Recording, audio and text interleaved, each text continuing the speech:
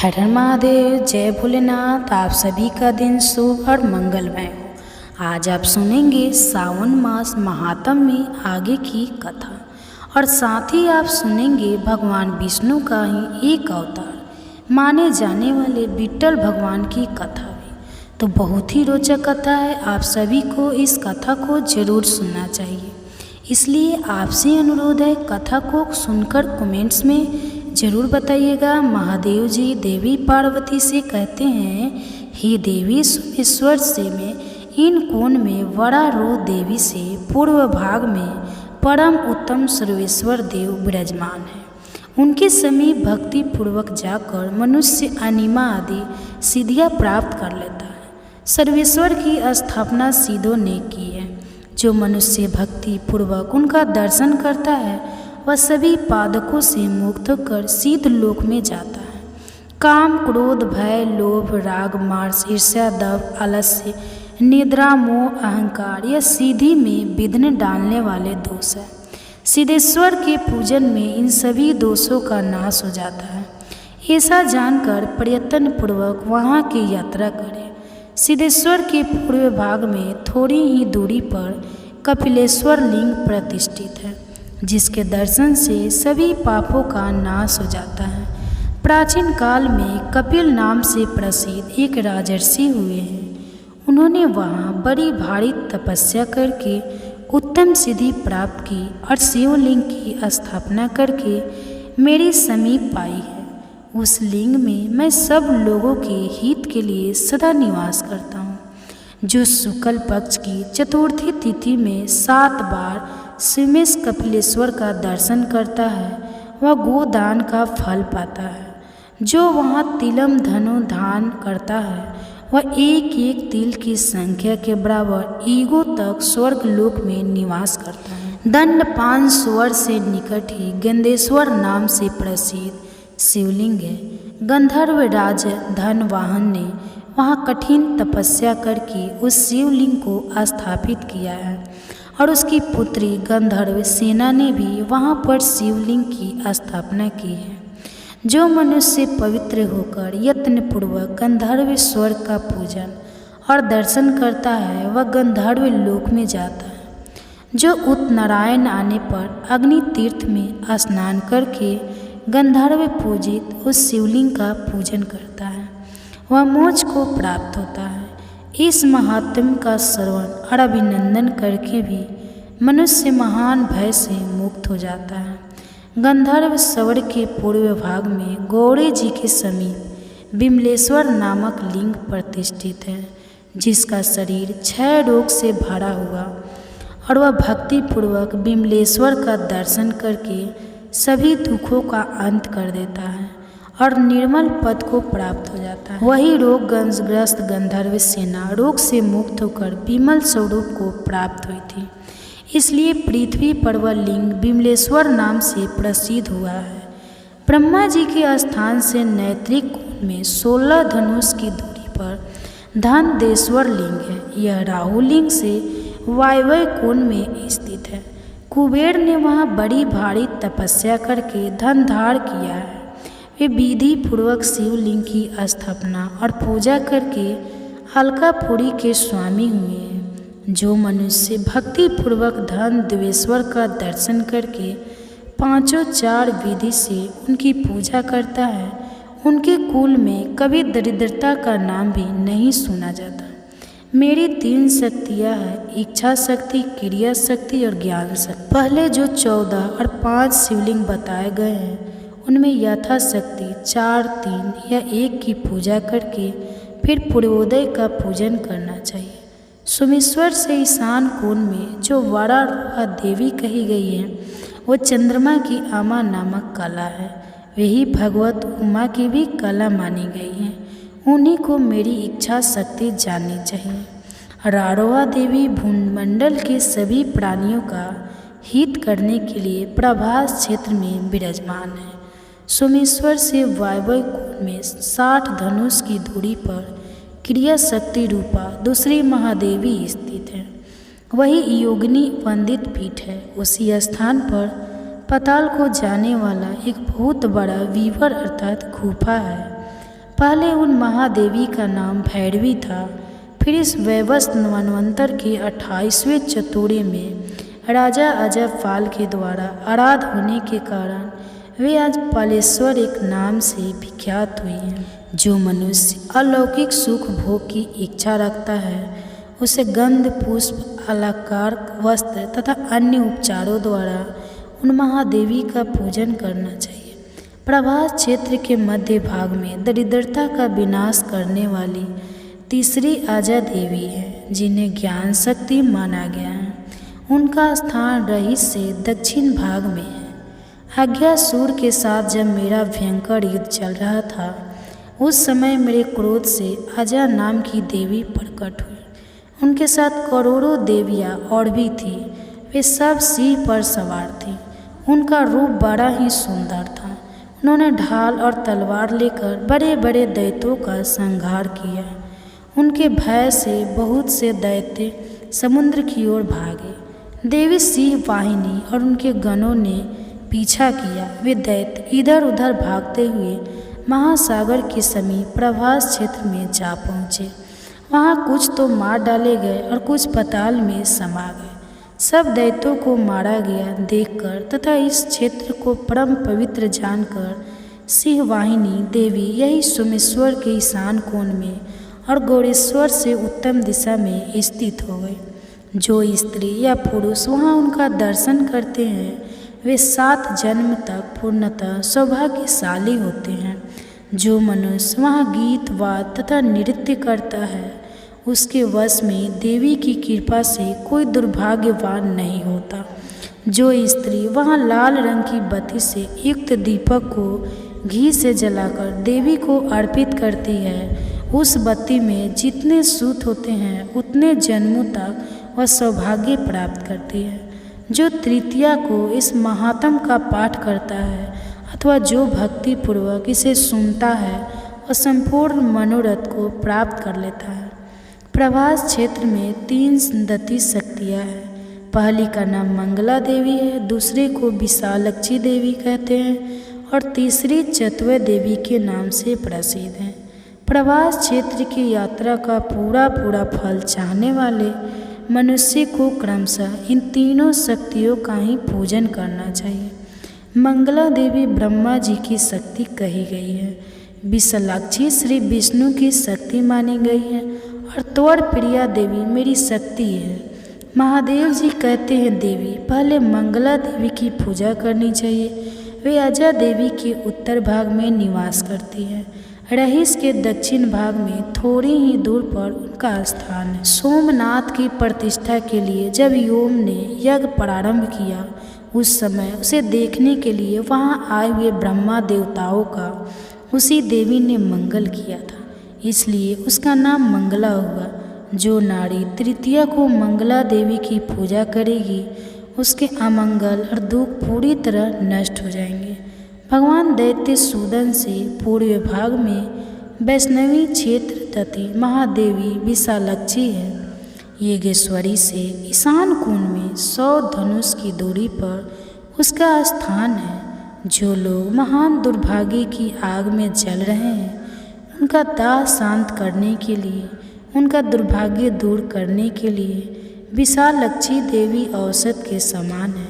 चाक्षुष मनवंतर में जब सभी दैत्य भगवान विष्णु की मार खाकर दक्षिण दिशा में भाग गए उस समय उनको मारना दुष्कर जानकर भगवान विष्णु ने अत्यंत प्रभावशाली भैरव शक्ति महामाया का स्मरण किया। उनके स्मरण करते ही अत्यंत प्रकाशम महामाया वहां आ गई। भगवान विष्णु के दर्शन से उसके नेत्र आनंद से खिल उठे। उसने बड़ी बड़ी आंखें करके भगवान को देखा। इससे उसका नाम विशालक्षी हो गया। इस कल्प में उसे ललित माँ है जो माघ मास में तृतीया तिथि को विधि पूर्वक उसका पूजन करता है उसके वंश में कोई भी संतान ही नहीं रहता। जो मनुष्य भक्ति भाव से उसका दर्शन करता है वह दीर्घ काल तक निरोग, सुखी और सौभाग्यशाली होता है। ललिता ने उत्तर दिशा में 10 धनुष की दूरी पर तीसरी शक्ति चतप्रिया का निवास है। मेरी प्रेरणा से वह इस क्षेत्र की रक्षा में संलग्न रखती हैं। तो चलिए दोस्तों, आज हम इस वीडियो में जानेंगे 5 महत्वपूर्ण बातें जो आपको सावन में ध्यान रखनी है, जो आपके द्वारा गलती नहीं होनी चाहिए। तो दोस्तों, आप लोग ध्यान से बातों को समझ लीजिएगा। जो लोग नहीं जानते होंगे उनके लिए बहुत अधिक लाभकारी होगा। तो चलिए वीडियो को शुरू करते हैं। इससे पहले दोस्तों, अगर आपको मेरा वीडियो पसंद आता है तो प्लीज़ आप मेरे चैनल को सब्सक्राइब कर दीजिएगा, बेल आइकन को प्रेस कर दीजिएगा, जिससे कि मेरे वीडियो के नए नोटिफिकेशन आप सभी के पास सबसे पहले पहुँचे। तो चलिए शुरू करते हैं और सभी महत्वपूर्ण बातें जान लेते हैं। तो सबसे पहले दोस्तों, आपको बता दूं, जैसा कि आप लोग को मालूम ही है कि सावन का पावन और पवित्र महीना चल रहा है। तो दोस्तों, इसके लिए कई वीडियोस डाल चुकी हूँ। हमारे चैनल पर हर प्रकार के सावन का वीडियो है, तो आप उसके चेकआउट करें और वीडियो का पूरा लाभ लें। तो दोस्तों, हम आपको रुद्राभिषेक के लिए मैं बताई थी, बनाकर अभिषेक करने के लिए। कुछ लोगों का प्रश्न है कि रुद्र क्या होता है, रुद्राभिषेक क्या होता है। तो देखिए, मेरे चैनल पर वीडियो है, मैं आटा से बनाकर समझाई हूँ। अगर आप लोग चाहें तो उसको देख लीजिएगा। अगर मिट्टी मिल जाएगा तो कोशिश करूँगी कि आप लोगों के साथ वीडियो शेयर करूँ। तो आप लोग मेरे नाम से सर्च कीजिएगा वंदना काव्या और रुद्राभिषेक के लिए, तो ज़रूर वीडियो मिल जाएगा। तो यह क्लियर हो गया। चलिए अब हमारे जो नियम हैं वो जान लेते हैं। तो सबसे पहले आपको ध्यान रखनी है, सावन के महीने में मैं एक वीडियो बनाई थी बहुत पहले, और वह वीडियो मेरा बहुत अधिक लोगों ने पसंद किया था। उस वीडियो को ऐसे तो अभी यूट्यूब पर मिल जाएंगे। तो वह नियम थे जो मैं वीडियो शेयर की थी, आप लोग जाकर देखिएगा। पति को ऊंचाई पर पहुंचाने के लिए क्या नियम विधि है। तो वीडियो जब डाली थी, मतलब लोगों ने बहुत अधिक तारीफ़ किया था कि पुराने ज़माने के जो नियम हैं, तो मैं उसी में बताई थी कि हमें मतलब किसी भी प्रकार के जब हम भोजन बनाते हैं तो उसमें हल्दी हमें ज़रूर डालनी चाहिए। बिना हल्दी का हमें भोजन नहीं बनानी चाहिए, ठीक है। तो वह साग बनाए या उपवा बनाए या कुछ भी आप बनाते हैं, थोड़ा सा हल्दी तो हमें ज़रूर डालनी है। यहाँ तक कि देखिए, जो लोग जैसे भरता भी बनाते हैं या नियम कर देते हैं, क्योंकि हल्दी को शुभता का प्रतीक माना गया है। अब बहुत मतलब बुरे दिनों में हल्दी हमारे भोजन से मतलब हटा दिया जाता है, नहीं डाला जाता है, इसलिए हल्दी को शुभ मानते हैं। तो कुछ बहनें पूछी है कि दीदी, जब फलाहार बनाते हैं तो आप बोलिए कि हल्दी डालते हैं, तो क्या फलाहार में सावन में जब हम बनाते हैं तो उसमें हल्दी डाले तो नहीं। तो फलाहार का एक अलग ही नियम है, उसमें आप नहीं भी डालिए तो आपके ऊपर दोष नहीं लगेगा, क्योंकि हल्दी फलाहार में नहीं खाते हैं। इस बात का ध्यान रखिएगा। तो सोच कि ये चीज़ आपको बता दूँ, तो किसी भी प्रकार के फलहार बनाते हैं वो ठीक है, सफ़ेदी है कोई बात नहीं, लेकिन आप उसमें हल्दी मत डालिए। तो यह बातें अच्छी से समझ लीजिए। और दूसरा नियम क्या है कि सावन के महीने में इतना पावन और पवित्र महीना चल रहा है। शिव जी का आप लोग को मालूम है, जिसको पुनीत का भी महीना कहा जाता है, बहुत ही पवित्र महीना है। तो इसमें कोशिश करें, जो भी पति पत्नी हो मतलब बर्दाश्त करनी चाहिए, दोनों तरफ से होनी चाहिए। मैं एक ही आदमी के लिए नहीं बोलूँगी, कभी अपने घर में कलह कलेश ना करें। करनी है तो हमेशा नहीं चाहिए, लेकिन कोशिश कीजिए किसी भी बात को लेकर बात बढ़ाने से अच्छा है कि मतलब उसका समाधान निकल जाए, थोड़ा सह लिया जाए। दोनों में से किसी एक को तो सहना ही पड़ेगा, तभी जाके झगड़ा जो है ख़त्म होगा। तो लड़ाई झगड़ा कलह कलेश पति पत्नी ही नहीं, आसपास के लोगों से भी ना करें। इस बात का ध्यान रखिएगा, ठीक है।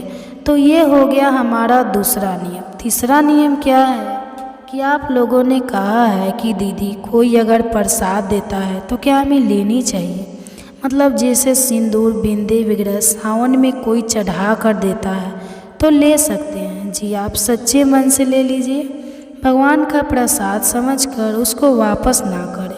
और वो खाने वाला जो है प्रसाद, जैसे शिवलिंग के ऊपर का, शिवालय का, घर का नहीं, घर का आप लोग खा सकते हैं, लेकिन शिवालय का चढ़ा हुआ प्रसाद हमें कोशिश करनी चाहिए कि हमें नहीं खानी चाहिए, ठीक है ना, अपने घर परिवार के लोगों को देनी चाहिए। लेकिन अगर मंदिर का चढ़ा हुआ प्रसाद आपको पुजारी दे देते हैं या कोई सिंदूर बिंदी दे देता है तो आप लोग इस्तेमाल कर सकती हैं और खा सकती हैं, यह हो गया। लेकिन मान लीजिए आप लोग पूछते हैं दीदी जैसे पीरियड्स में क्या प्रसाद खाया जा सकता है, तब तक कि आप बाल नहीं धो लेते, 3 दिन नहीं हो जाता, आपको प्रसाद का भी सेवन नहीं करनी चाहिए। केवल सावन के लिए नहीं बता रही हूँ, किसी भी प्रकार का प्रसाद आपको अगर मिलता है तो मत खाइए। प्रणाम कर लीजिए कि प्रसाद का अपमान न हो, इस बात का ध्यान रखिएगा, ठीक है। और अगला कार्य क्या है कि मान लीजिए बहुत सारे लोग बाबा धाम, बोल बम, भगवान का दर्शन करने के लिए जो भी मतलब तीर्थ स्थल है लोग जाते हैं या कहीं और भी आप जाते हैं, वहाँ से जब प्रसाद लाते हैं और अपने आसपास अगर आप लोगों को बांटते हैं या आपके घर तीज आता है, जैसे नई नवेली बहुओं का, लड़कियों का, बेटियों का अगर तीज आता है तो आप लोग को मालूम होगा क्या क्या आता है, उसमें मिठाई वगैरह आता है, तो आसपास के लोगों को हम बांटते हैं। तो जो बहुत अधिक खास है ना, जैसे बहुत ऐसा नहीं कि पूरे मोहल्ला के बांटना है, तो आपको देनी है, लेकिन अपने रिलेटिव में अगर आप दे रहे हो या 2-4 पड़ोसी जो आपके बिल्कुल नज़दीक है या बाबा धाम का ही प्रसाद हो तो ध्यान रखिएगा, प्रसाद के साथ अपनी सिंदूर भी ज़रूर लोगों को दीजिएगा। कुछ लोग ये चीज़ नहीं जानते हैं, केवल प्रसाद जो है पेपर में लपेट कर और लोगों को दे देते हैं, जो कि हमें इस बात का ध्यान रखनी चाहिए। पेपर में पुड़िया बनाकर वहाँ से सिंदूर का पैकेट आप ज़रूर लाइए, छोटा छोटा पुड़िया बनाकर, और जितने 2, 4, 10 घर है उसमें सिंदूर करके ही देनी चाहिए, ऐसे खाली प्रसाद नहीं देना चाहिए, ठीक है। तो जब पूरे गांव में बांटना हो, पूरे मोहल्ले में बांटना हो तब आप मत दीजिएगा। लेकिन अगर कोई आपका बहुत खास रिलेटिव है, तीज वगैरह का प्रश्न मतलब वो बना जिसको बोलते हैं, अगर देना है तो सिंदूर बिंदी के साथ ही दीजिएगा, इस बात का ध्यान रखिएगा। बहुत सारे लोग तो जानते होंगे लेकिन कुछ लोग नहीं भी जानते हैं, इसलिए ये चीज़ सोची कि आपको सावन में बता दूं। और कोई भी आपको सिंदूर बिंदी देता है तो आप लोग ज़रूर इस्तेमाल कीजिएगा, या किसी को ले दे भी सकते हैं, कोई दिक्कत नहीं है। और अगला नियम क्या है कि देखिए, पति को प्रणाम करने के लिए तो मैं बता ही दी हूँ, आप मतलब प्रत्येक सोमवार व्रत के दिन ज़रूर करनी है। अगर पास में आपके पति हैं तो, और साथ में जो लोग मतलब जॉइंट फैमिली में रह रहे हैं, जैसे सास ससुर और भी जेठानी ननद वगैरह बड़ी आपसे है, तो उस दिन व्रत में देखिए सबको प्रणाम करनी चाहिए। लेकिन कुछ बहनें हैं कि बोलती हैं दीदी मुंह से नहीं बोलते हैं तो मन नहीं होता, तो झगड़ा किए हैं तो नहीं करने का दिल करता है, तो देखिए वो सब एक तरफ कर दीजिएगा। और व्रत त्यौहार में जब मंदिर से आती है या पूजा करके उठती है तो व्रत के दिन मतलब झगड़ा लड़ाई आपस का जो उसको अलग रख दीजिए, लेकिन अपना जो कर्तव्य है ना हमें सही करनी है। तो आप ज़रूर आपके आसपास जो मतलब घर परिवार में जो भी आपसे बड़े हैं, सावन के महीने में सोमवार का अगर व्रत रखिए तो ज़रूर प्रणाम कीजिए, ठीक है। आप लोग कहती है दीदी मन बिल्कुल नहीं करता है, तो ठीक है मन को थोड़ा मना लीजिएगा, लेकिन कर लीजिएगा, ये हो गया। और अगला नियम क्या है कि आप लोग देखिए, जल वगैरह तो मैं बोली थी कि पी कर भी अभिषेक कर सकते हैं, क्योंकि एक महाशिवरात्रि जो एक दिन का रहता है तो उसमें जैसे हम नहीं पीते हैं, डायरेक्ट जाकर अभिषेक करते हैं, लेकिन इसमें जो है ना आप लोग मेडिसिन भी ले सकते हैं। बहुत सारे लोगों का प्रश्न आ रहा है कि जैसे व्रत के दौरान ये मतलब आपको बीमारी है या प्रॉब्लम है तो क्या मेडिसिन ले सकते हैं? बिल्कुल, फलाहारी व्रत में हम मेडिसिन ले सकते हैं, एकदम निश्चित रहिएगा, किसी भी प्रकार का आप लोग चिंता मत कीजिए। और कुछ बहनें पूछी हैं कि जैसे कि हम व्रत रखे दीदी और रात को भोजन करना चाहते हैं तो क्या हम दूध रोटी खा सकते हैं? जी बिल्कुल खा सकती है। आप दूध रोटी खा सकती है, आप हलवा खा सकती है, सेवई पूरी खा सकती है। आप 16 सोमवार का व्रत रखिए तो भी शाम को एक समय आप लोग खा सकती है। आप चाहे तो जैसे जो 1 महीने का सावन का व्रत रखे वो भी खा सकती है, और जो प्रत्येक सोमवार के दिन व्रत रखी है अगर नहीं रहा जाता तो शाम को मीठा भोजन भी कर सकती है। कोशिश करनी चाहिए कि सोमवार व्रत में मतलब फलाहार पी रहे हैं सावन के सोमवार व्रत में, लेकिन 16 सोमवार व्रत में अनाज खाया जाता है। बाकी आप अपना भी नियम देख लीजिएगा। तो ये हो गया। और दोस्तों आप सभी से एक छोटी सी रिक्वेस्ट है, अगर वीडियो पसंद आता है तो चैनल को पक्का सब्सक्राइब कर दीजिएगा और वीडियो को लाइक कर दीजिएगा, क्योंकि आपके एक लाइक से हमें बहुत अधिक हिम्मत और प्रेरणा मिलती है। तो ज़रूर कीजिएगा। और अगला नियम क्या है कि जब भी आप मंदिर से पूजा करके आती है तो आप लोग एक पुष्प जरूर भगवान के ऊपर से लाइए। किसी भी शुभ यात्रा पर अगर आप लोग जाते हैं तो फूल को अपने साथ ले जानी चाहिए, ज़रूर रख लीजिए। यह नियम तो मैं पहले बहुत ही बता चुकी हूँ, फिर भी याद दिला दे रही हूँ। जो लोग नहीं भी लाए होंगे पिछले सोमवार को तो इस बार जो है ला लेंगे। तो सोमवार व्रत उस दिन भी आप लोग ला सकते हैं।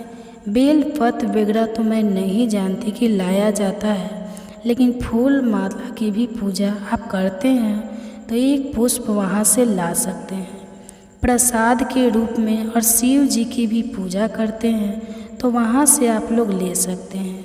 और माता पार्वती को सिंदूर लगाकर वही अंगुली अपने मांग में ज़रूर भर लीजिए। व्रत रखी है तो घर में भी और मंदिर में भी अगर वहाँ माता की प्रतिमा है, फोटो है, तो वहाँ भी यह कार्य आप लोग कर लीजिए।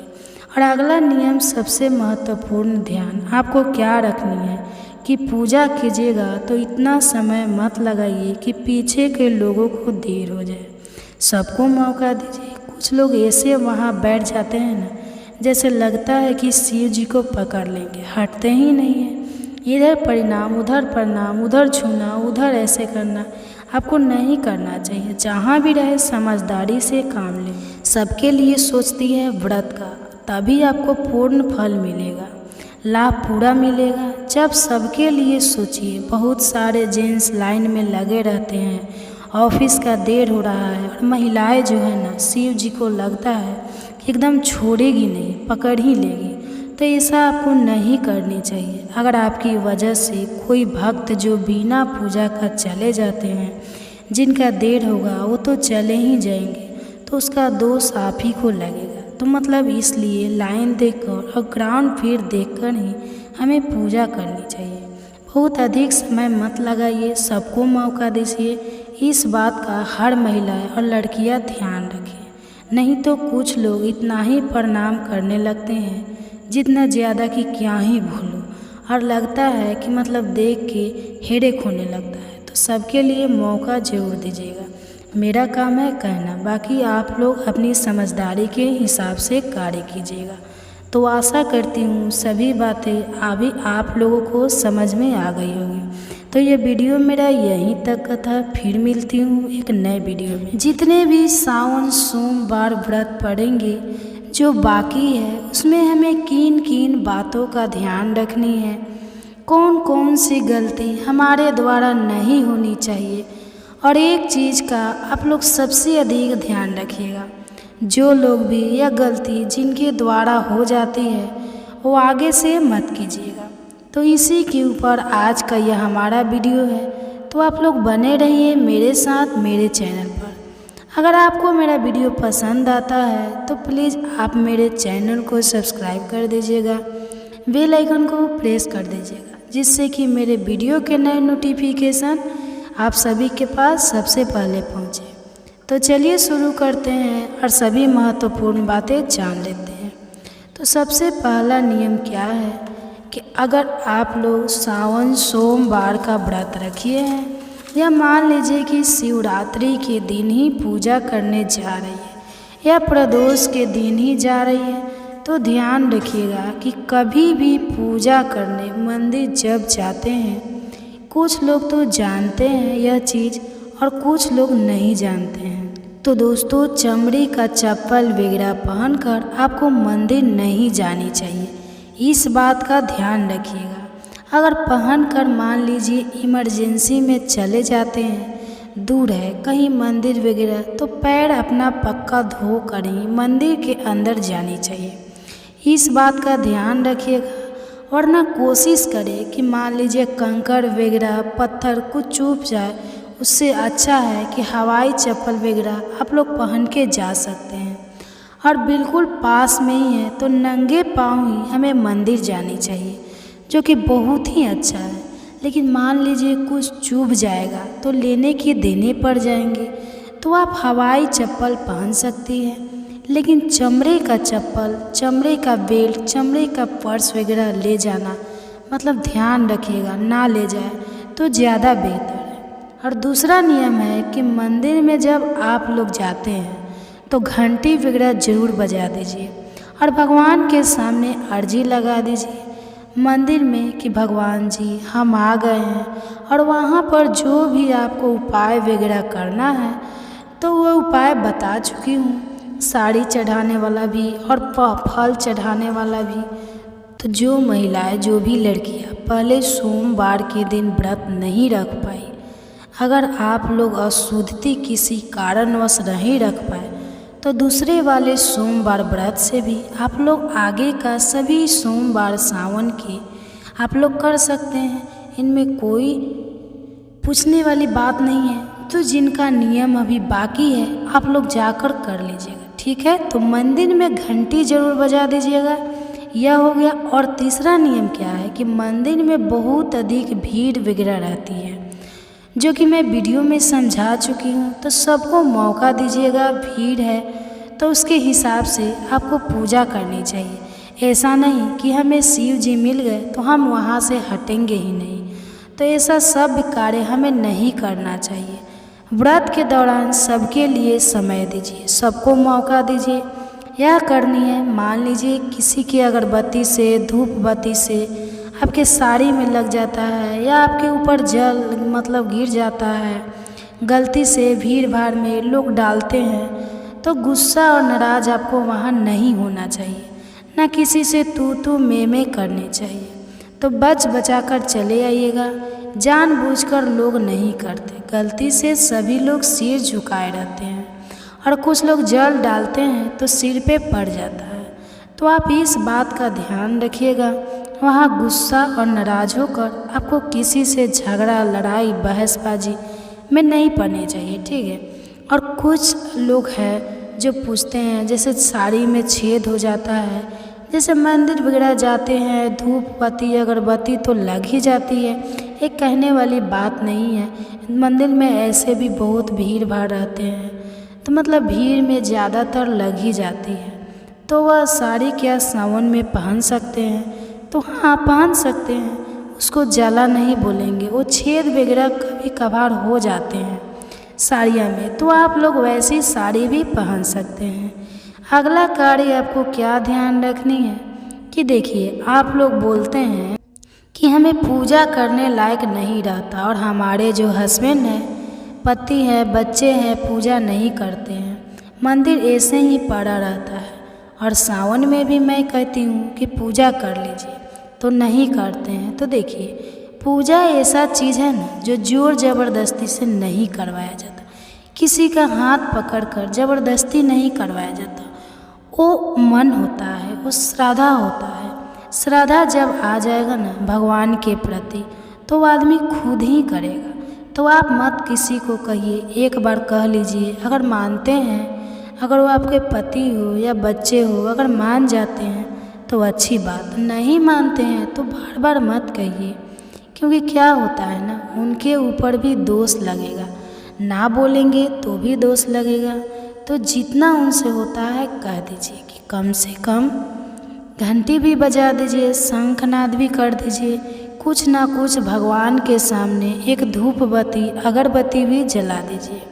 इतना तो कर ही सकते हैं। बाकी आप चाहिए कि एकदम प्रॉपर विधि से आपके हस्बैंड बर्तन धोकर ऐसे वैसे पूजा कर ले, सावन सोमवार का व्रत है, तो उतना पुरुष लोग से नहीं हो पाता है। हर घर के पुरुष वैसे नहीं हैं, तो आप लोग इसके लिए बिल्कुल चिंता मत कीजिएगा। अगर आपको नहीं करने लायक है तो आप लोग केवल व्रत कर लीजिएगा, बच्चे से भी घंटी वगैरह बजवा दीजिएगा और प्रणाम कर लीजिएगा, और जिनके पति कर देंगे तब तो कोई दिक्कत ही नहीं है। लेकिन बहुत से ऐसे घर में महिलाएं कहती है कि हमारे पति नहीं करते हैं, तो कोई बात नहीं है। तो आप लोग बहुत ज़्यादा उनके ऊपर प्रेशराइज उनको मत कीजिएगा, बहुत ज़्यादा परेशान मत कीजिएगा। क्योंकि देखिए, महिलाएं अगर पूजा पाठ कर लेती है ना, बाकी दिनों के लिए भी बता रही हूँ, तो ऐसा माना जाता है कि जब तक लड़का कुंवारा रहता है ना, तब तक अपनी माँ के भाग्य से बच्चे बढ़ते हैं, और शादी के बाद जो है अपनी पत्नियों के नियम धर्म पूजा पाठ से पति की बढ़ोतरी होने लगती है।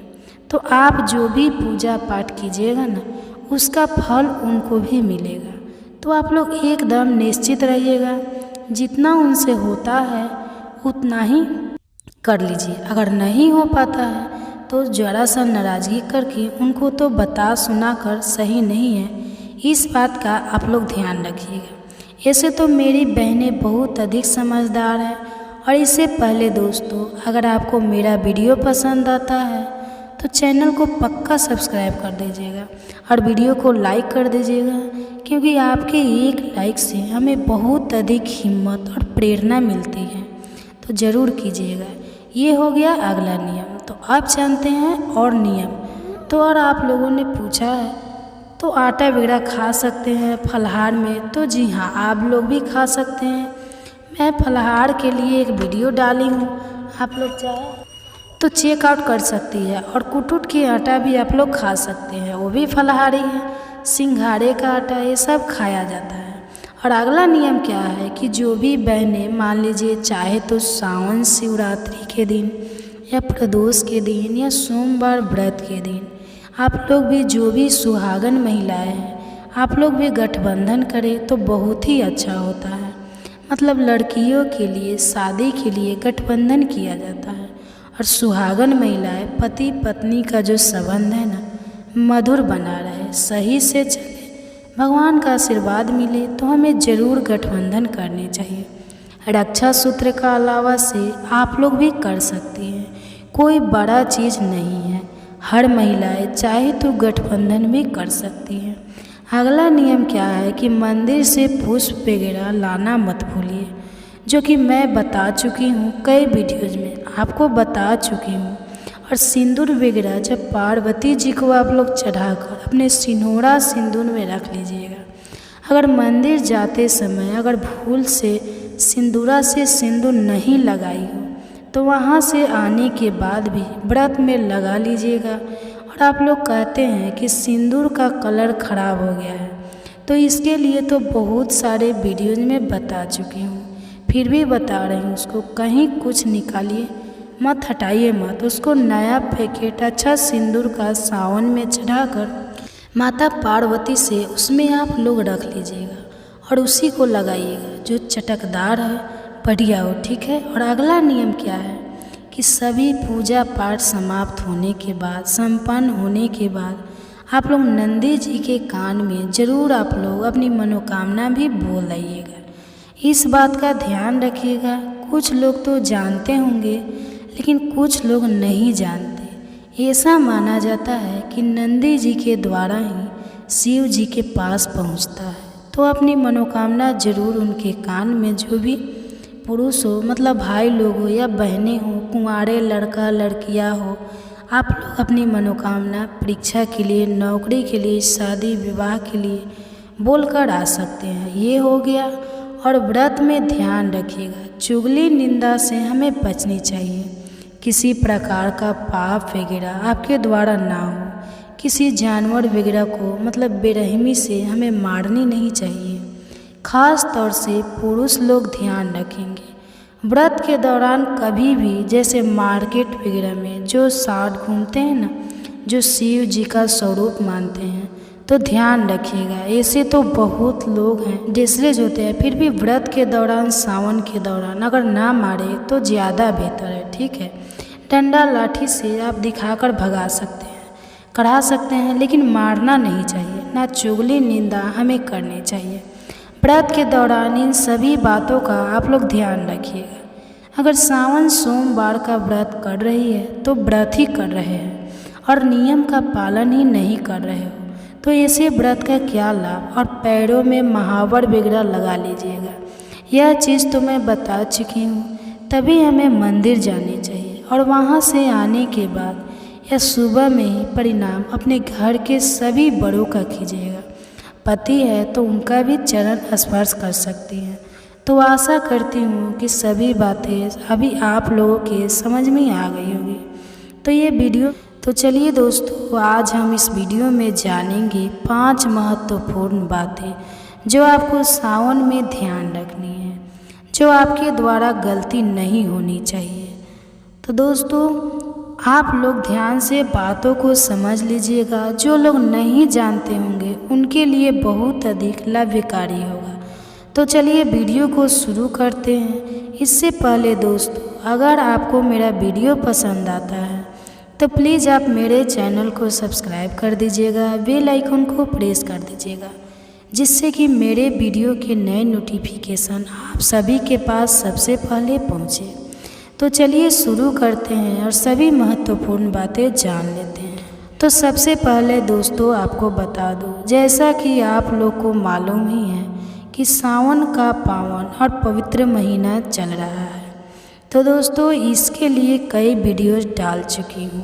हमारे चैनल पर हर प्रकार के सावन का वीडियो है, तो आप उसके चेकआउट करें और वीडियो का पूरा लाभ लें। तो दोस्तों, हम आपको रुद्राभिषेक के लिए मैं बताई थी। बनाकर अभिषेक करने के लिए कुछ लोगों का प्रश्न है कि रुद्र क्या होता है, रुद्राभिषेक क्या होता है। तो देखिए, मेरे चैनल पर वीडियो है, मैं आटा से बनाकर समझाई हूँ। अगर आप लोग चाहें तो उसको देख लीजिएगा। अगर मिट्टी मिल जाएगा तो कोशिश करूँगी कि आप लोगों के साथ वीडियो शेयर करूँ। तो आप लोग मेरे नाम से सर्च कीजिएगा वंदना काव्या और रुद्राभिषेक के लिए, तो ज़रूर वीडियो मिल जाएगा। तो यह क्लियर हो गया। चलिए अब हमारे जो नियम है वो जान लेते हैं। तो सबसे पहले आपको ध्यान रखनी है, सावन के महीने में मैं एक वीडियो बनाई थी बहुत पहले, और वह वीडियो मेरा बहुत अधिक लोगों ने पसंद किया था। उस वीडियो को ऐसे तो अभी यूट्यूब पर मिल जाएंगे। तो वह नियम थे जो मैं वीडियो शेयर की थी, आप लोग जाकर देखिएगा। पति को ऊंचाई पर पहुंचाने के लिए क्या नियम विधि है। तो वीडियो जब डाली थी, मतलब लोगों ने बहुत अधिक तारीफ किया था कि पुराने ज़माने के जो नियम हैं, तो मैं उसी में बताई थी कि हमें मतलब किसी भी प्रकार के जब हम भोजन बनाते हैं तो उसमें हल्दी हमें ज़रूर डालनी चाहिए। बिना हल्दी का हमें भोजन नहीं बनानी चाहिए। ठीक है, तो वह साग बनाए या उपवा बनाए या कुछ भी आप बनाते हैं, थोड़ा सा हल्दी तो हमें ज़रूर डालनी है। यहाँ तक कि देखिए, जो लोग जैसे भरता भी बनाते हैं या नियम कर देते हैं, क्योंकि हल्दी को शुभता का प्रतीक माना गया है।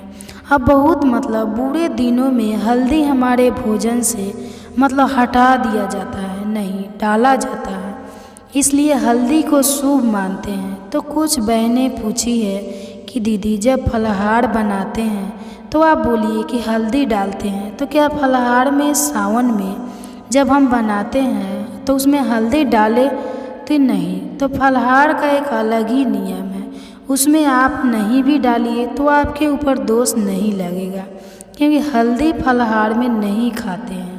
इस बात का ध्यान रखिएगा। तो सोच कि ये चीज़ आपको बता दूँ, तो किसी भी प्रकार के फलहार बनाते हैं वो ठीक है, सफ़ेदी है कोई बात नहीं, लेकिन आप उसमें हल्दी मत डालिए। तो यह बातें अच्छी से समझ लीजिए। और दूसरा नियम क्या है कि सावन के महीने में इतना पावन और पवित्र महीना चल रहा है। शिव जी का आप लोग को मालूम है, जिसको पुनीत का भी महीना कहा जाता है, बहुत ही पवित्र महीना है। तो इसमें कोशिश करें जो भी पति पत्नी हो, मतलब बर्दाश्त करनी चाहिए, दोनों तरफ से होनी चाहिए। मैं एक ही आदमी के लिए नहीं बोलूँगी, कभी अपने घर में कलह कलेश ना करे। करनी है तो हमेशा नहीं चाहिए, लेकिन कोशिश कीजिए किसी भी बात को लेकर बात बढ़ाने से अच्छा है कि मतलब उसका समाधान निकल जाए, थोड़ा सह लिया जाए। दोनों में से किसी एक को तो सहना ही पड़ेगा, तभी जाके झगड़ा जो है ख़त्म होगा। तो लड़ाई झगड़ा कलह कलेश पति पत्नी ही नहीं, आसपास के लोगों से भी ना करें, इस बात का ध्यान रखिएगा, ठीक है। तो ये हो गया हमारा दूसरा नियम। तीसरा नियम क्या है कि आप लोगों ने कहा है कि दीदी कोई अगर प्रसाद देता है तो क्या हमें लेनी चाहिए, मतलब जैसे सिंदूर बिंदी वगैरह सावन में कोई चढ़ा कर देता है तो ले सकते हैं जी, आप सच्चे मन से ले लीजिए। भगवान का प्रसाद समझकर उसको वापस ना करें। और वो खाने वाला जो है प्रसाद, जैसे शिवलिंग के ऊपर का, शिवालय का, घर का नहीं, घर का आप लोग खा सकते हैं, लेकिन शिवालय का चढ़ा हुआ प्रसाद हमें कोशिश करनी चाहिए कि हमें नहीं खानी चाहिए, ठीक है, ना अपने घर परिवार के लोगों को देनी चाहिए। लेकिन अगर मंदिर का चढ़ा हुआ प्रसाद आपको पुजारी दे देते हैं या कोई सिंदूर बिंदी दे देता है तो आप लोग इस्तेमाल कर सकती हैं और खा सकती हैं, यह हो गया। लेकिन मान लीजिए आप लोग पूछते हैं दीदी जैसे पीरियड्स में क्या प्रसाद खाया जा सकता है, तब तक कि आप बाल नहीं धो लेते, 3 दिन नहीं हो जाता, आपको प्रसाद का भी सेवन नहीं करनी चाहिए। केवल सावन के लिए नहीं बता रही हूँ, किसी भी प्रकार का प्रसाद आपको अगर मिलता है तो मत खाइए, प्रणाम कर लीजिए कि प्रसाद का अपमान न हो, इस बात का ध्यान रखिएगा, ठीक है। और अगला कार्य क्या है कि मान लीजिए बहुत सारे लोग बाबा धाम बोल बम भगवान का दर्शन करने के लिए जो भी मतलब तीर्थ स्थल है लोग जाते हैं या कहीं और भी आप जाते हैं, वहाँ से जब प्रसाद लाते हैं और अपने आसपास अगर आप लोगों को बांटते हैं या आपके घर तीज आता है, जैसे नई नवेली बहुओं का, लड़कियों का, बेटियों का अगर तीज आता है तो आप लोग को मालूम होगा क्या क्या आता है, उसमें मिठाई वगैरह आता है, तो आसपास के लोगों को हम बांटते हैं। तो जो बहुत अधिक खास है ना, जैसे बहुत ऐसा नहीं कि पूरे मोहल्ला के बांटना है तो आपको देनी है, लेकिन अपने रिलेटिव में अगर आप दे रहे हो या 2-4 पड़ोसी जो आपके बिल्कुल नज़दीक है या बाबा धाम का ही प्रसाद हो तो ध्यान रखिएगा, प्रसाद के साथ अपनी सिंदूर भी ज़रूर लोगों को दीजिएगा। कुछ लोग ये चीज़ नहीं जानते हैं, केवल प्रसाद जो है पेपर में लपेट कर और लोगों को दे देते हैं, जो कि हमें इस बात का ध्यान रखनी चाहिए। पेपर में पुड़िया बनाकर वहाँ से सिंदूर का पैकेट आप ज़रूर लाइए, छोटा छोटा पुड़िया बनाकर, और जितने 2, 4, 10 घर है उसमें सिंदूर करके ही देनी चाहिए, ऐसे खाली प्रसाद नहीं देना चाहिए, ठीक है। तो जब पूरे गांव में बांटना हो, पूरे मोहल्ले में बांटना हो तब आप मत दीजिएगा। लेकिन अगर कोई आपका बहुत खास रिलेटिव है, तीज वगैरह का प्रश्न मतलब वो बना जिसको बोलते हैं, अगर देना है तो सिंदूर बिंदी के साथ ही दीजिएगा, इस बात का ध्यान रखिएगा। बहुत सारे लोग तो जानते होंगे लेकिन कुछ लोग नहीं भी जानते हैं, इसलिए ये चीज़ सोची कि आपको सावन में बता दूं। और कोई भी आपको सिंदूर बिंदी देता है तो आप लोग ज़रूर इस्तेमाल कीजिएगा, या किसी को ले दे भी सकते हैं, कोई दिक्कत नहीं है। और अगला नियम क्या है कि देखिए, पति को प्रणाम करने के लिए तो मैं बता ही दी हूँ, आप मतलब प्रत्येक सोमवार व्रत के दिन जरूर करनी है। अगर पास में आपके पति हैं तो, और साथ में जो लोग मतलब जॉइंट फैमिली में रह रहे हैं, जैसे सास ससुर और भी जेठानी ननद वगैरह बड़ी आपसे है, तो उस दिन व्रत में देखिए सबको प्रणाम करनी चाहिए। लेकिन कुछ बहनें हैं कि बोलती हैं दीदी मुंह से नहीं बोलते हैं तो मन नहीं होता, तो झगड़ा किए हैं तो नहीं करने का दिल करता है, तो देखिए वो सब एक तरफ कर दीजिएगा। और व्रत त्यौहार में जब मंदिर से आती है या पूजा करके उठती है तो व्रत के दिन मतलब झगड़ा लड़ाई आपस का जो उसको अलग रख दीजिए, लेकिन अपना जो कर्तव्य है ना हमें सही करनी है। तो आप ज़रूर आपके आसपास जो मतलब घर परिवार में जो भी आपसे बड़े हैं सावन के महीने में सोमवार का अगर व्रत रखिए तो ज़रूर प्रणाम कीजिए, ठीक है। आप लोग कहती है दीदी मन बिल्कुल नहीं करता है, तो ठीक है मन को थोड़ा मना लीजिएगा, लेकिन कर लीजिएगा, ये हो गया। और अगला नियम क्या है कि आप लोग देखिए, जल वगैरह तो मैं बोली थी कि पी कर भी अभिषेक कर सकते हैं, क्योंकि एक महाशिवरात्रि जो एक दिन का रहता है, तो उसमें जैसे हम नहीं पीते हैं, डायरेक्ट जाकर अभिषेक करते हैं। लेकिन इसमें जो है ना, आप लोग मेडिसिन भी ले सकते हैं। बहुत सारे लोगों का प्रश्न आ रहा है कि जैसे व्रत के दौरान मतलब आपको बीमारी है या प्रॉब्लम है, तो क्या मेडिसिन ले सकते हैं? बिल्कुल, फलाहारी व्रत में आप मेडिसिन ले सकते हैं, एकदम निश्चित रहिएगा, किसी भी प्रकार का आप लोग चिंता मत कीजिए। और कुछ बहनें पूछी हैं कि जैसे कि हम व्रत रखें दीदी और रात को भोजन करना चाहते हैं, तो क्या हम दूध रोटी खा सकते हैं? जी बिल्कुल खा सकती है, आप दूध रोटी खा सकती है, आप हलवा खा सकती है, सेवई पूरी खा सकती है। आप 16 सोमवार का व्रत रखिए तो भी शाम को एक समय आप लोग खा सकती है। आप चाहे तो जैसे जो एक महीने का सावन का व्रत रखे वो भी खा सकती है, और जो प्रत्येक सोमवार के दिन व्रत रखी है अगर नहीं रहा जाता तो शाम को मीठा भोजन भी कर सकती है। कोशिश करनी चाहिए कि सोमवार व्रत में मतलब फलाहार पी रहे हैं सावन के सोमवार व्रत में, लेकिन 16 सोमवार व्रत में अनाज खाया जाता है। बाकी आप अपना भी नियम देख लीजिएगा। तो ये हो गया। और दोस्तों, आप सभी से एक छोटी सी रिक्वेस्ट है, अगर वीडियो पसंद आता है तो चैनल को पक्का सब्सक्राइब कर दीजिएगा और वीडियो को लाइक कर दीजिएगा, क्योंकि आपके एक लाइक से हमें बहुत अधिक हिम्मत और प्रेरणा मिलती है, तो ज़रूर कीजिएगा। और अगला नियम क्या है कि जब भी आप मंदिर से पूजा करके आती है तो आप लोग एक पुष्प जरूर भगवान के ऊपर से लाइए। किसी भी शुभ यात्रा पर अगर आप लोग जाते हैं तो फूल को अपने साथ ले जानी चाहिए, ज़रूर रख लीजिए। यह नियम तो मैं पहले बहुत ही बता चुकी हूँ, फिर भी याद दिला दे रही हूँ। जो लोग नहीं भी लाए होंगे पिछले सोमवार को, तो इस बार जो है ला लेंगे। तो सोमवार व्रत उस दिन भी आप लोग ला सकते हैं। बेल पत्र वगैरह तो मैं नहीं जानती कि लाया जाता है, लेकिन फूल माला की भी पूजा आप करते हैं तो एक पुष्प वहाँ से ला सकते हैं प्रसाद के रूप में। और शिव जी की भी पूजा करते हैं तो वहाँ से आप लोग ले सकते हैं। और माता पार्वती को सिंदूर लगाकर वही उंगली अपने मांग में ज़रूर भर लीजिए। व्रत रखी है तो घर में भी और मंदिर में भी अगर वहाँ माता की प्रतिमा है, फोटो है, तो वहाँ भी यह कार्य आप लोग कर लीजिए।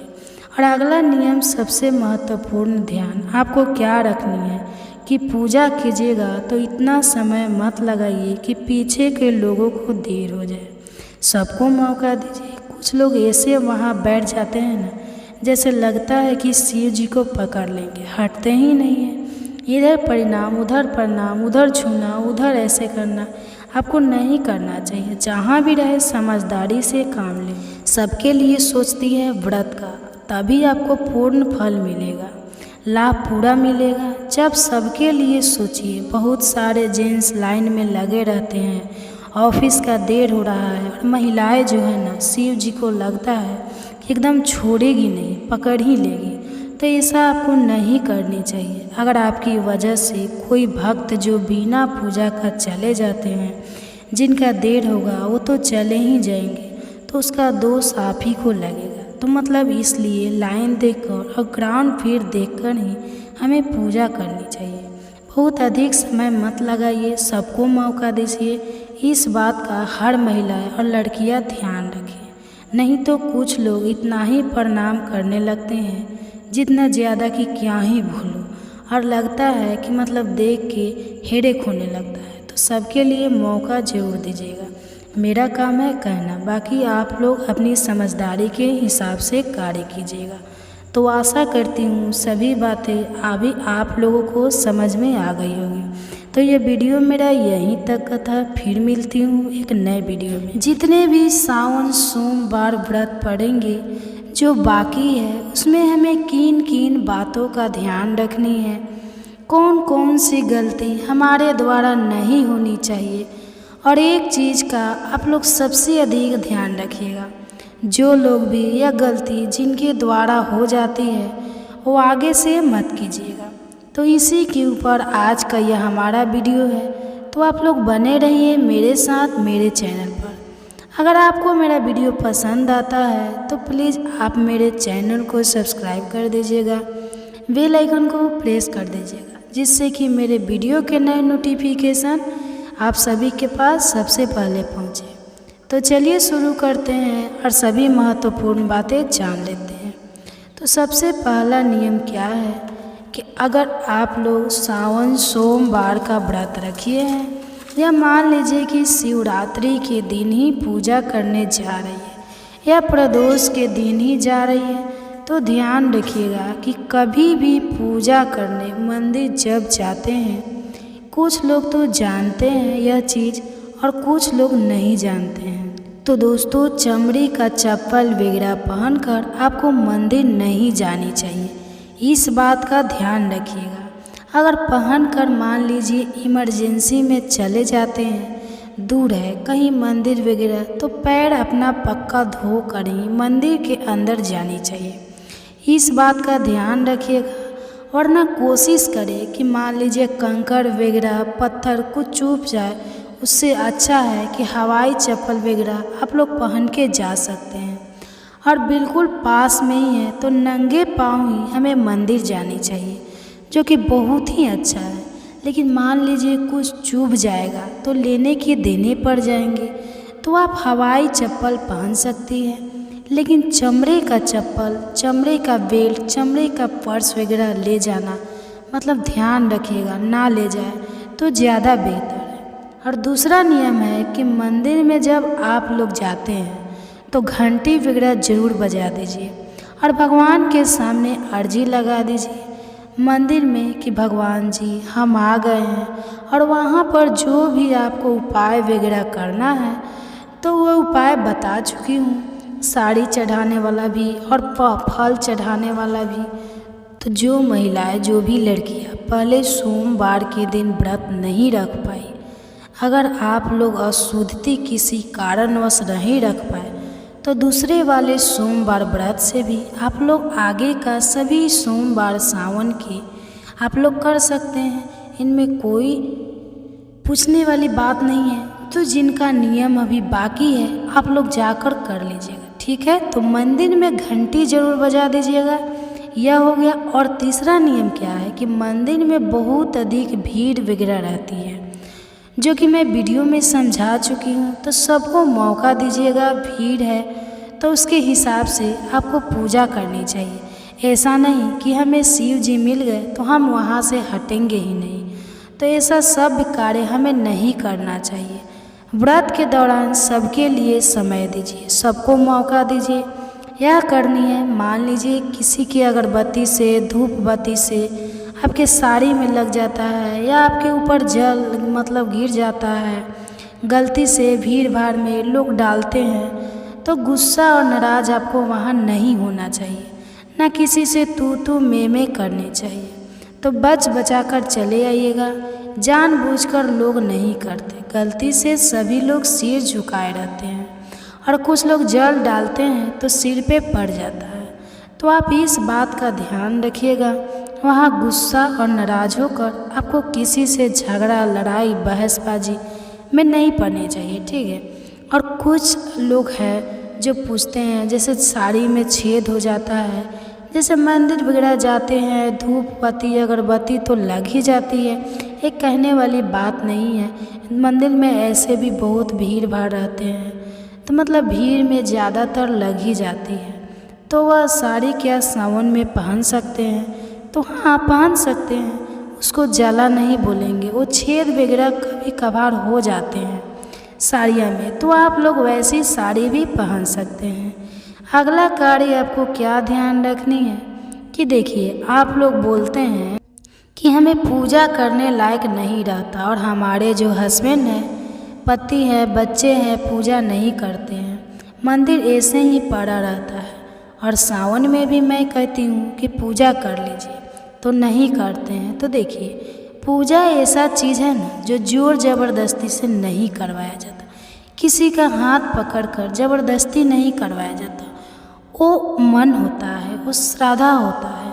श्रद्धा जब आ जाएगा ना भगवान के प्रति तो वो आदमी खुद ही करेगा। तो आप मत किसी को कहिए, एक बार कह लीजिए। अगर मानते हैं, अगर वो आपके पति हो या बच्चे हो, अगर मान जाते हैं तो अच्छी बात, नहीं मानते हैं तो बार बार मत कहिए। क्योंकि क्या होता है ना, उनके ऊपर भी दोष लगेगा, ना बोलेंगे तो भी दोष लगेगा। तो जितना उनसे होता है कह दीजिए कि कम से कम घंटी भी बजा दीजिए, शंखनाद भी कर दीजिए, कुछ ना कुछ भगवान के सामने एक धूप बत्ती अगरबत्ती भी जला दीजिए। इतना तो कर ही सकते हैं। बाकी आप चाहिए कि एकदम प्रॉपर विधि से आपके हस्बैंड बर्तन धोकर ऐसे वैसे पूजा कर ले, सावन सोमवार का व्रत है, तो उतना पुरुष लोग से नहीं हो पाता है। हर घर के पुरुष वैसे नहीं हैं। तो आप लोग इसके लिए बिल्कुल चिंता मत कीजिएगा।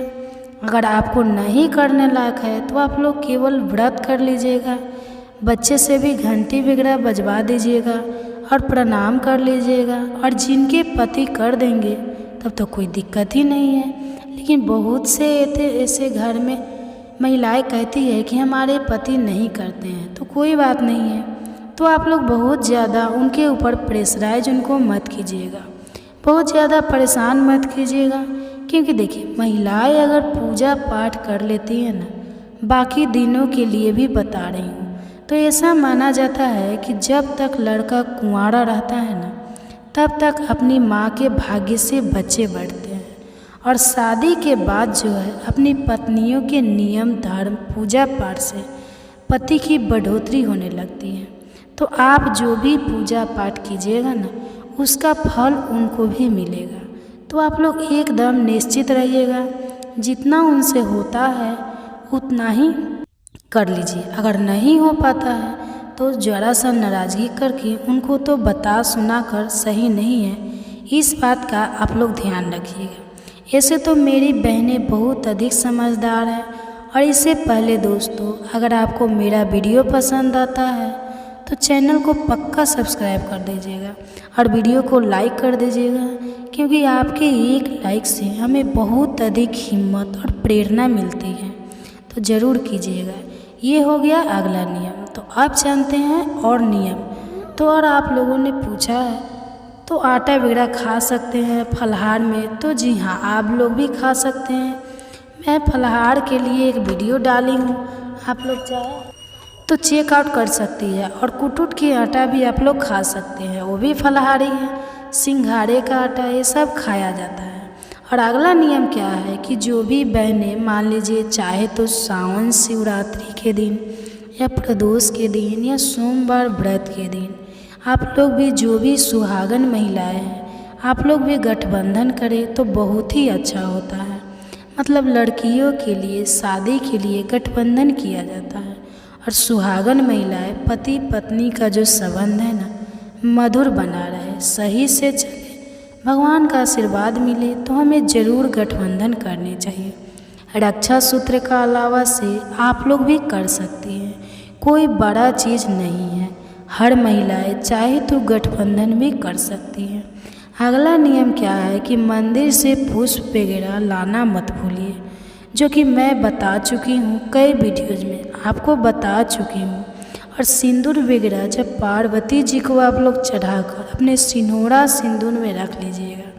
अगर मंदिर जाते समय अगर भूल से सिंदूरा से सिंदूर नहीं लगाई हो तो वहाँ से आने के बाद भी व्रत में लगा लीजिएगा। और आप लोग कहते हैं कि सिंदूर का कलर ख़राब हो गया है, तो इसके लिए तो बहुत सारे वीडियोज़ में बता चुकी हूँ, फिर भी बता रही हूँ। उसको कहीं कुछ निकालिए मत, हटाइए मत, उसको नया पैकेट अच्छा सिंदूर का सावन में चढ़ाकर माता पार्वती से उसमें आप लोग रख लीजिएगा और उसी को लगाइएगा, जो चटकदार है, बढ़िया हो, ठीक है। और अगला नियम क्या है कि सभी पूजा पाठ समाप्त होने के बाद, संपन्न होने के बाद, आप लोग नंदी जी के कान में ज़रूर आप लोग अपनी मनोकामना भी बोल आइएगा। इस बात का ध्यान रखिएगा, कुछ लोग तो जानते होंगे, लेकिन कुछ लोग नहीं जानते। ऐसा माना जाता है कि नंदी जी के द्वारा ही शिव जी के पास पहुंचता है। तो अपनी मनोकामना जरूर उनके कान में, जो भी पुरुष हो, मतलब भाई लोग हो या बहनें हो, कुंवारे लड़का लड़कियां हो, आप लोग अपनी मनोकामना परीक्षा के लिए, नौकरी के लिए, शादी विवाह के लिए बोलकर आ सकते हैं। ये हो गया। और व्रत में ध्यान रखिएगा, चुगली निंदा से हमें बचनी चाहिए। किसी प्रकार का पाप वगैरह आपके द्वारा ना हो। किसी जानवर वगैरह को मतलब बेरहमी से हमें मारनी नहीं चाहिए। खास तौर से पुरुष लोग ध्यान रखेंगे। व्रत के दौरान कभी भी, जैसे मार्केट वगैरह में जो साथ घूमते हैं ना, जो शिव जी का स्वरूप मानते हैं, तो ध्यान रखिएगा। ऐसे तो बहुत लोग हैं डिसरेज होते हैं, फिर भी व्रत के दौरान, सावन के दौरान अगर ना मारे तो ज़्यादा बेहतर है। ठीक है, डंडा लाठी से आप दिखाकर भगा सकते हैं, करा सकते हैं, लेकिन मारना नहीं चाहिए। ना चुगली निंदा हमें करनी चाहिए। व्रत के दौरान इन सभी बातों का आप लोग ध्यान रखिएगा। अगर सावन सोमवार का व्रत कर रही है तो व्रत ही कर रहे हैं और नियम का पालन ही नहीं कर रहे हो, तो ऐसे व्रत का क्या लाभ। और पैरों में महावर वगैरह लगा लीजिएगा। यह चीज़ तो मैं बता चुकी हूँ। तभी हमें मंदिर जानी चाहिए और वहाँ से आने के बाद या सुबह में ही परिणाम अपने घर के सभी बड़ों का कीजिएगा। पति है तो उनका भी चरण स्पर्श कर सकती हैं। तो आशा करती हूँ कि सभी बातें अभी आप लोगों के समझ में आ गई होगी।